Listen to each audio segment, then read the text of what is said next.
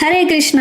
సుందరాకాండ విన్నంత మాత్రం చేత కష్టాలు అపమృత్యు దోషాలు కూడా పోతాయి. ముందుగా సుందరాకాండ సంక్షిప్త పరిచయం చూద్దాం. సీతమ్మ జాడ కనుక్కోటానికి స్వామి హనుమతో కలిసి దక్షిణ వైపుగా వెళ్లిన వానర బృందం సుగ్రీవుడు ఇచ్చిన నెల రోజుల గడువు పూర్తయి ఇంకా తల్లి జాడ కనుక్కోలేక నిరాశతో ఇక వెనక్కి వెళ్తే ఎలాగో సుగ్రీవుడు చంపేస్తాడని వాళ్లే చనిపోవడానికి సిద్ధపడుతూ రామ కథ చెప్పుకుంటారు. అంటే సీతారామ లక్ష్మణులు అరణ్యవాసం రావటమేంటో, సీతమ్మని అపహరించటమేంటో ఇలా చెప్తూ జటాయువు మరణ ప్రస్తావన కూడా తెస్తారు. అది విన్న వెంటనే ఒక పెద్ద రెక్కలు కాలిపోయిన పక్షి వచ్చి నా పేరు సంపాతి, జటాయువు అన్నను అని చెప్పి బాధపడి వారి వివరాలు అడగగా వానరులు సీతమ్మ జాడ కనపడక బాధపడుతున్నామని అంటారు. సంపాతి తన విశేషమైన దృష్టి శక్తితో సీతమ్మ లంకలో ఉందని చెప్తుంది. అంతే, వెంటనే సంపాతికి కాలిపోయిన రెక్కలు కూడా తిరిగి వచ్చేస్తాయి. ఇక్కడ రెండు చాలా ముఖ్యమైన విశేషాలు ఉన్నాయి. చనిపోదాం అని అనుకున్న వానరులు